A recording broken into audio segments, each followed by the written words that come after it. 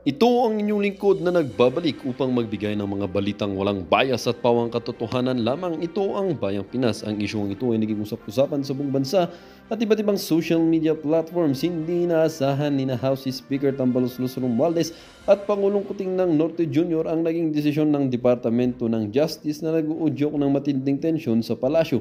Ang desisyon na sinabing may kaugnayan sa isang kontrobersyal na issue ay nagdulot ng pagkabigla at umano'y nagresulta sa matinding diskusyon sa loob ng palasyo. Ayon sa mga ulat, ang Department of Justice ay naglabas ng resolusyon na hindi pabor sa interes ng administrasyon at ni Tambaluslos. Bagamat hindi pa inilalabas ang buong detalye ng desisyon, sinasabing ang epekto nito ay maaaring magdulot ng pagbago sa relasyon ng ehekutibo at lehislatura. Sa gitna ng kaguluhan, may mga ulat na nagkaroon umano ng hindi pagkakaunawaan sa pagitan ni Kuting at Tambaluslos. Ang nasabing tensyon ay naging dahilan upang muling pag-usapan ang tila paglamlam ng kanilang alyansa na dati itinuturing na solidong pundasyon ng kasalukuyang administrasyon. Nananatiling tikom ang bibig ng kampo ng Pangulo at ng Departamento ng Justice kaugnay sa issue, ngunit may mga pahayag mula sa mga taga-suporta ng Timbaluslos na nagpapakita ng kanilang pagkadismaya sa desisyon, samantalang mga kritiko naman ay nananawagan ng masusing pagsusuri sa tunay na dahilan ng desisyon ng DOJ kung paano ito maapektuhan ang pamahalaan. Habang patuloy na umaasa ang publiko sa mas malinaw na paliwanag mula sa palasyo, ang tensyong ito ay muling naglalantad ng masalimuot na dinamika ng politika sa bansa.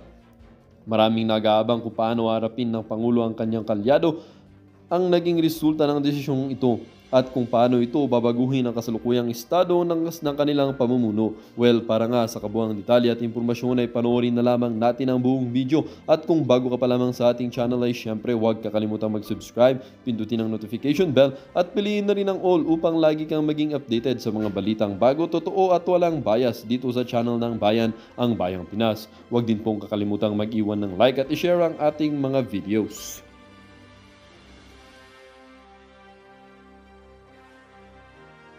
No? Duterte Boys, pasok po lahat. Lahat po ng identified kay Pangulong Duterte, no?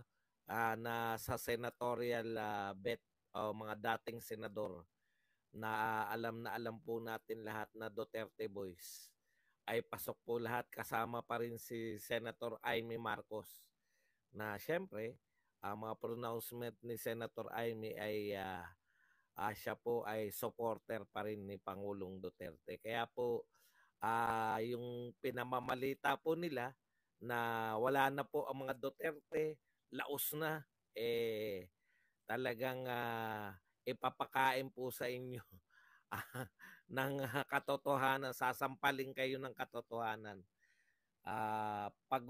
Laglag naman po lahat ng mga dilawan. Pag-uusapan din po natin, ito po, no?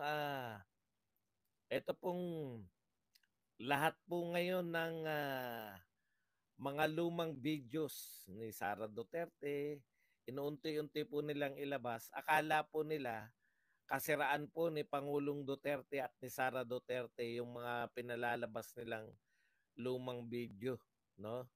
Pero hindi po nila alam, kaya po tayo humanga. Yan po, kaya po tayo bumilib sa mga Duterte. Baliktad eh. Hindi po nila nauunawaan, no? Kung bakit po tayo bilib sa mga Duterte. Yun po akala nila kasiraan ng mga Duterte. Okay. Pag-uusapan din po natin, ayan po ang mga pag-uusapan natin. At eto po, nalantad na po talaga, no? Ano talaga, bakit po tuloy-tuloy ang kampanya? Ilang araw na po nating napupuna na ang kampanya po nila ay anti-Duterte at hindi po i-promote, no, kung ano man. Kita nyo, hindi na po promote yung mga, kung may proyekto man si Pangulong Marcos ngayon, ha?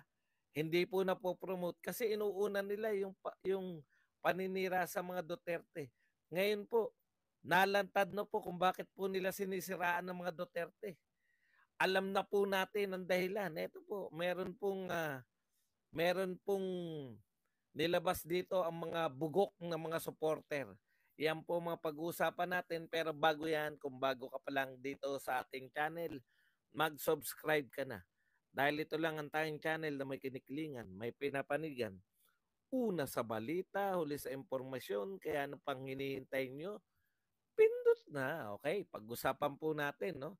Unahin na po muna natin tong survey. Ito po, yung midterm election po. Ito po magpapakita kung totoo ba yung sinasabi nila na yung mga Duterte ay laos na, wala na naniniwala, tapos na yung yung kanilang paghahari sa Pilipinas. Dapat po lahat ng identified sa mga Duterte, lagapak, di ba? Ganyan po yung dineklara natin, yung mga dilawan, laos na eh. Yung mga dilawan, mga kakamping, wala na naniniwala. Lagapak po talaga, as in literal. No, wala pong pumasok noong 2019, zero diretso. Yung 2022 po, isa lang po ang nakalusot, si Risa Hontiveros. Ganun po talaga yun. Pero ito po, baliktad. Yung sinasabi nyong wala ng power, wala ng kapangyarihan, wala ng lakas sa mga Duterte. Lahat ng identified kay Pangulong Duterte, pasok lahat. No? Wala pong lahat po ng Duterte boys sa Senado. Pasok po lahat at hindi po simpleng pasok lang ha. Yun po ay naroon sila sa mga top na siguradong panalo na. No? Talagang walang duda na papasok po sa 2025. Ganyan po ba yung wala ng suporta ng mamamayan? O yung pinagmamalaki po ninyo na si Martin Romualdez, ha? Hindi ko po alam kung isinama po sa survey. Ito po ang top 12 o top 13. Sinama si Lito-Lito, Lapid-Lapid. Nangunguna po si Erwin Tulfo kasi po paliwanag ko lang bakit si Tulfo nangunguna dito. Hindi po nila sinama sa pagpipilian si Pangulong Duterte, no? Okay, hindi po nila isinama. Kasi po kung isinama nila, di number 1 si Pangulong Duterte diyan. Kasi mamimili ka, ito lang yung pagpipilian, wala si Duterte. Kaya po talagang wala diyan. Baka sabihin naman ng mga tanga. Marami pong tangang followers eh.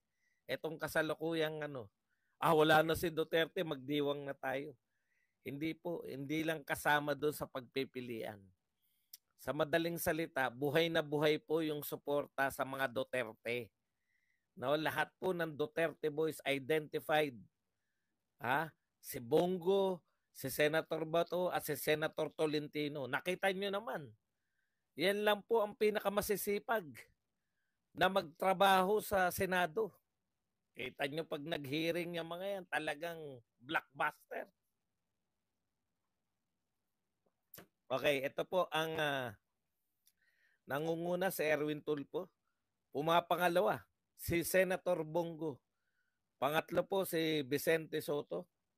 Pang-apat si sino pa ba? Wala rin. Okay. Ronald De La Rosa. Kita nyo naman, ang tataas Ronald De La Rosa. Senator Amy Marcos sunod. Susunod po si Bong Revilla. Francis Tolentino. Kita nyo po, pasok lahat yan. Sa totohanan po yan na hindi na po malalaglag yan sa botohan. Yung tatlo po, matataas. No? Esco Moreno, Pampilo Lacson, Pia Cayetano, Senator Manny Pacquiao, Jejo Marbinay, kahit hindi po nakikita po siya, pasok. At panlabintatlo po si Lito Lapid. Ayan. At nasa labas po ng Magic 12 ay si Gibo Chodoro, Gringo Nasan, Benhur Abalos, Willie Rebillame, at Dr. Willie Ong, Lenny Robredo, Francis Pangilinan, Ralph Recto, at si Marojas ay malayo na po sila. O yung pinagmamalaki yung bagong leader, si Laila de Lima, laglag na sa madaling salita po, no? Yung mga umaasta na lider-lideran ngayon dahil umaatake sa mga Duterte, yan po ang nakita nila, no? Okay, very popular pa rin po ang mga Duterte, mahal ng mga tao at magre-reflect po yan. konti lang. Pero nakikita natin na yan, si Pampilo Lacson, marami na po siyang sinasabi. Ha? Pasok na rin sa ICC. O, tuwan-tuwa kayo. Ang pag-asa nyo na lang ICC. No? Nakakahiya po kayo. Hindi nyo po kayang talunin sa bansa natin si Duterte. Tuwan-tuwa po kayo na nag-i-import pa kayo.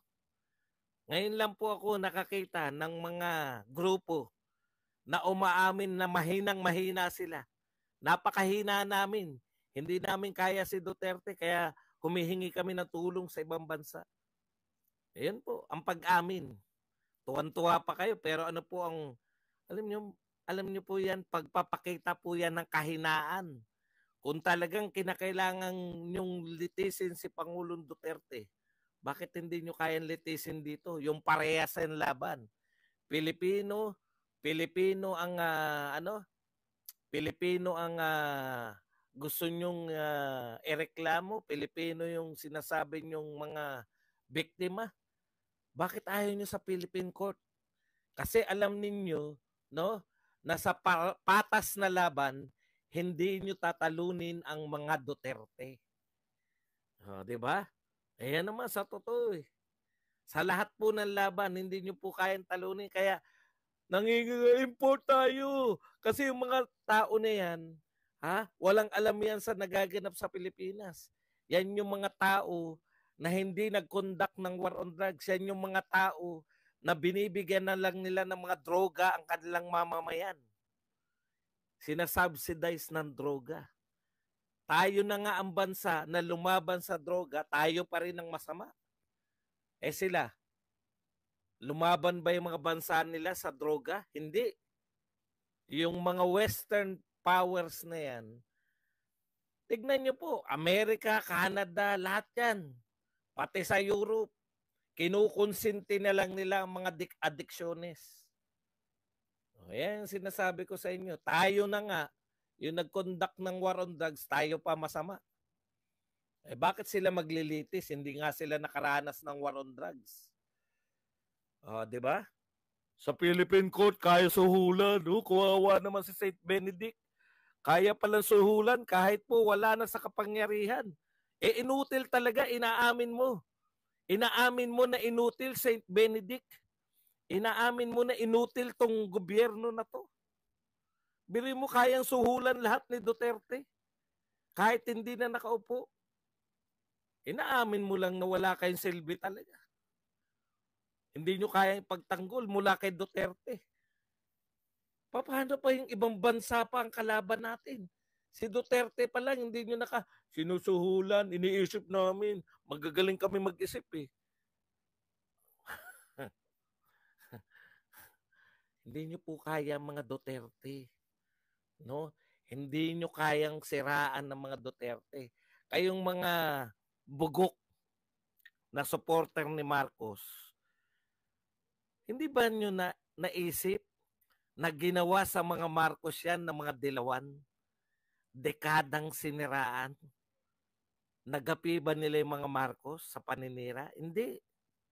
Ngayon, inuulit nyo, kayo nang nakapwesto, kayo ng mga Marcos, ang ginagawa nyo naman ngayon, sisiraan ninyo.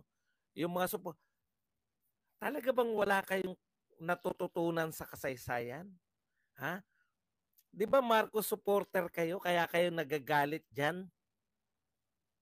Marcos supporter kayo, nagagalit kayo sa mga Duterte, sinisiraan ninyo, hindi nyo alam yung ginawa ng mga dilawan sa mga Marcos? Alam nyo po, kilala ng mga tao si Duterte, no? Kailan lang presidente yan eh. Pinaka-popular na presidente, hindi po yan naging popular dahil kay Badong, hindi po yan naging popular dahil kay Sas, hindi po yan naging popular dahil kung kanino. Naging popular po yan dahil naranasan ng mga tao kung papaano mamuno ang isang tunay na presidente. Ayan po ang nakakatakot eh. Hindi nyo kayang pantayan, sinisiraan nyo na lang. Ganyan po ginawa ni Cory at saka ni Noynoy. Kay Marcos at saka kay GMA, wala pa rin po. Hindi pa rin po sila nagtagumpay. Real talk po. Ang kinakailangan nyo, mag-perform yung presidente nyo. Ipagtanggol nyo. Alam nyo po, kusa po yung mga Pilipino.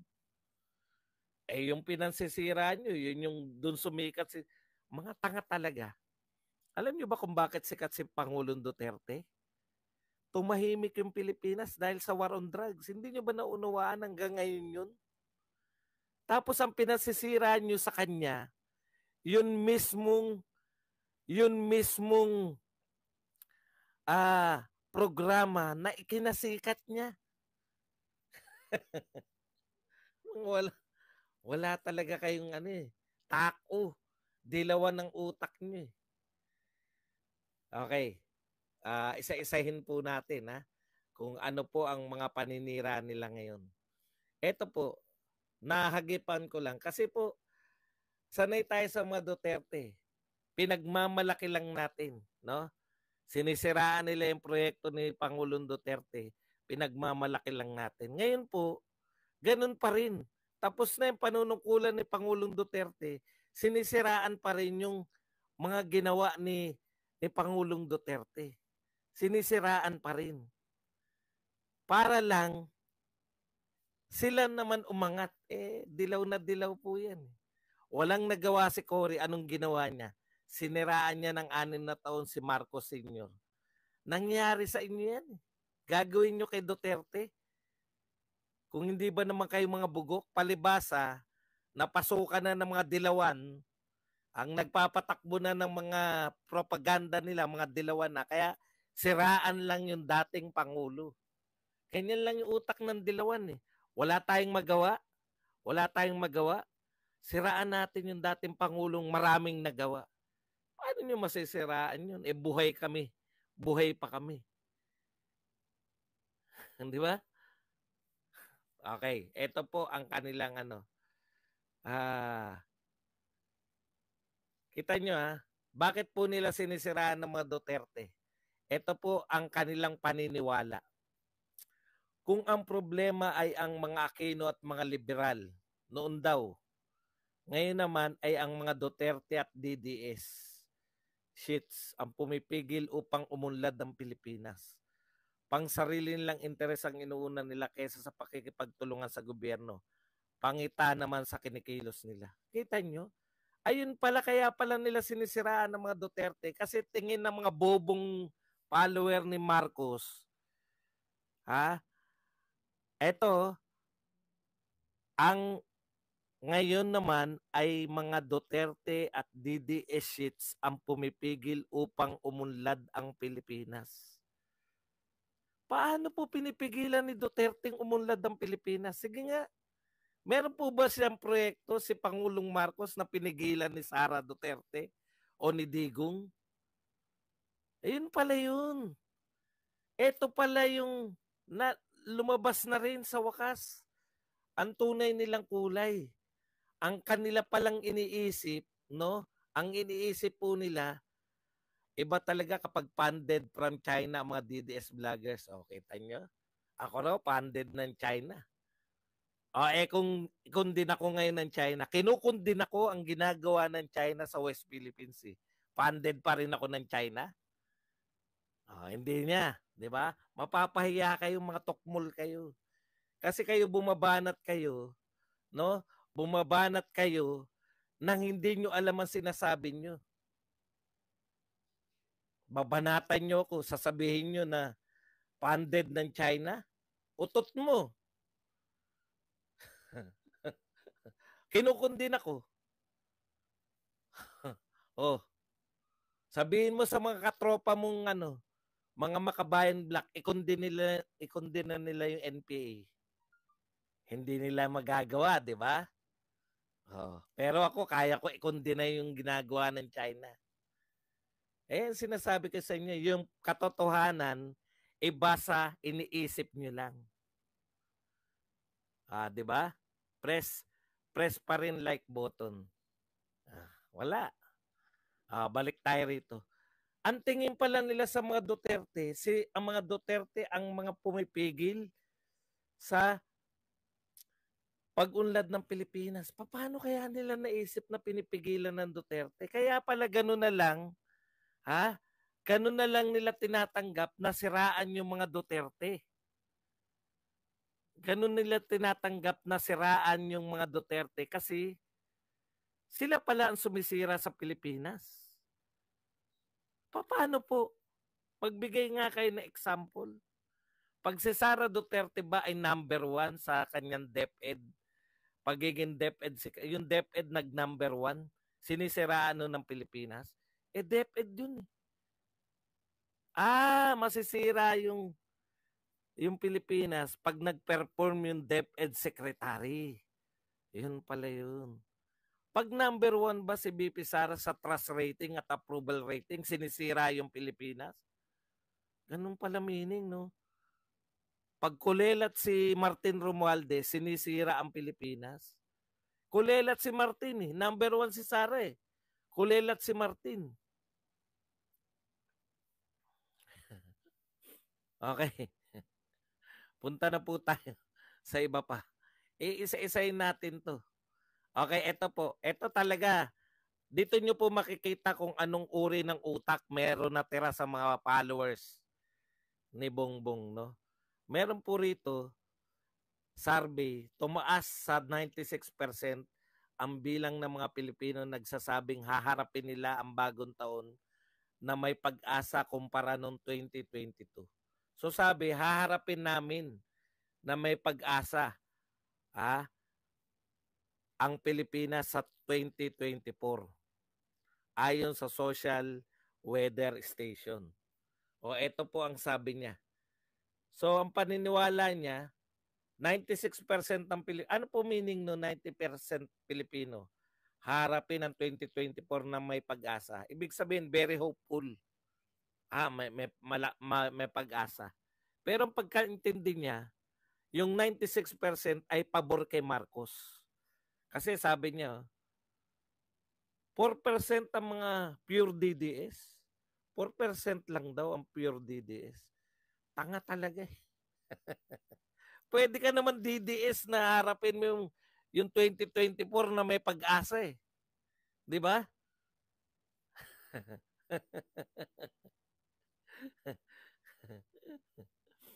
Ay, teka muna. Ano ba yung pagtatalo dyan? Halimbawa, anong pangalan nito? Sino ba yung naninira na yan? Si Benedict. Halimbawa, Benedict, principal nga ako. Masama po ba maging principal? Alam ko, dissenting trabaho yan eh. Kailan pa po naging masama maging principal? Pati ba naman pagiging principal, masama sa inyo? Bugok talaga eh. Ayan po, mga bugok kayo. Kailan pa po naging masama ang principal? Wala na talaga, may masabi lang, you know? Okay. Katulad po nun, 96% very hopeful. Tinanong ka eh, kumusta ang 2024? Ikaw ba ay naniniwala na gaganda buhay mo sa 2024?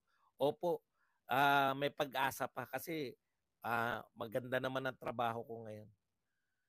2024, maganda ang trabaho. Ibig ba sabihin makamarcos na siya? Bugo ka mga po. Ganyan po sila magsuri. Okay.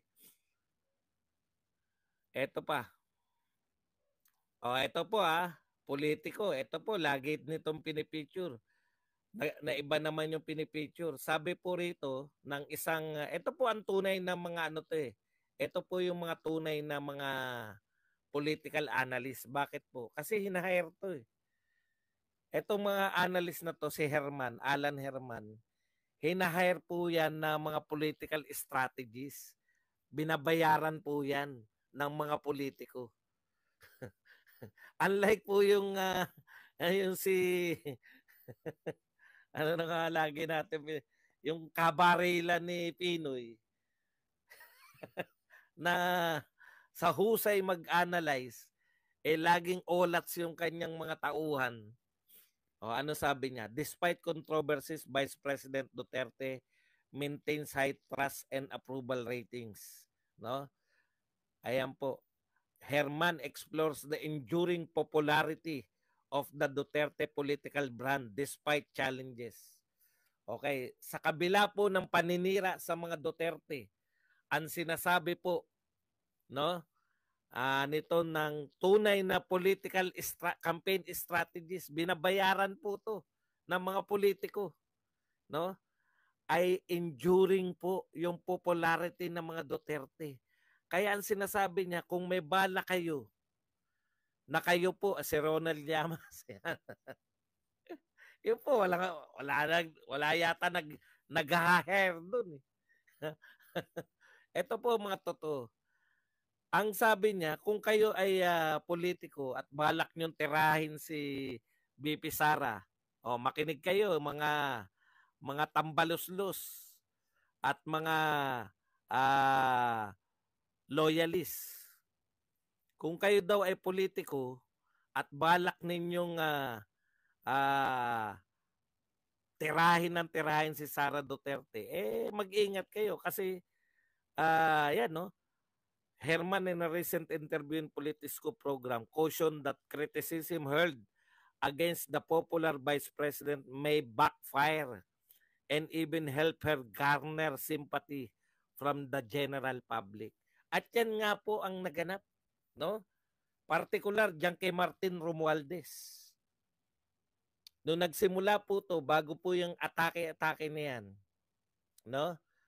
Noong nagsimula po to, bago po atakehin yan, si Pangulong si Vice President Sara Duterte, number 3 po yan si Martin sa trust rating at approval rating.